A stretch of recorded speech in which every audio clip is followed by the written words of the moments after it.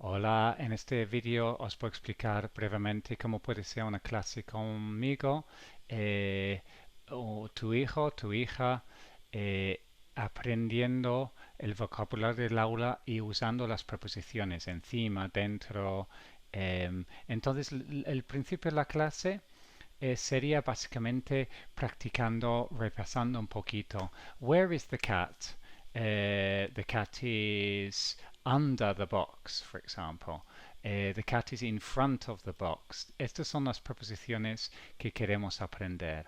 Ok, entonces primero que ellos me digan y luego si ellos se pueden recordar, voy adaptando según el nivel, obviamente. Entonces, si son capaces de decirlo, the cat is under the box, lo quitan esta tarjeta y ves que tienen razón. The cat is in the box, por ejemplo. The cat is behind the box. Entonces trabajamos un poquito con eso hasta que vea que ellos están ya preparados a ir al próximo, que sería página, ¿vale? Entonces aquí, pues aquí tenemos una lupa, no se ve de todo el vídeo la parte de abajo, pero bueno. Y aquí pues practicamos un poco el vocabulario. Can you show me the bag?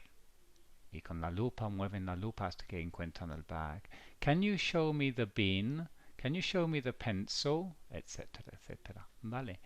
Y luego, después de eso, yo les voy a dar instrucciones. Entonces les digo, can you put the bin next to the door? Entonces lo ponen aquí, por ejemplo. Can you put the bag on the chair? Can you put the ruler in the green box? Por ejemplo, or in front of the red box. Can you, etcétera, etcétera. Vale. Can you put the pencil on the book? Esto siempre voy adaptando según el nivel y la edad de vuestros hijos, ¿vale? Em, si tienes dos hermanos y quieren estar los dos, no pasa nada. Si queréis estar vosotros también presentes, pues tampoco hay problema. Entonces aquí ya iríamos a repasar, ¿vale? Entonces ellos me ponen cuál tarjeta va en cada sitio. Y al final, si hay tiempo, dependiendo, pues tenemos tiempo para hacer un juego de memoria y ellos pues juegan contra mí o juegan, si son dos hermanos, entre ellos. The monkey is on the box.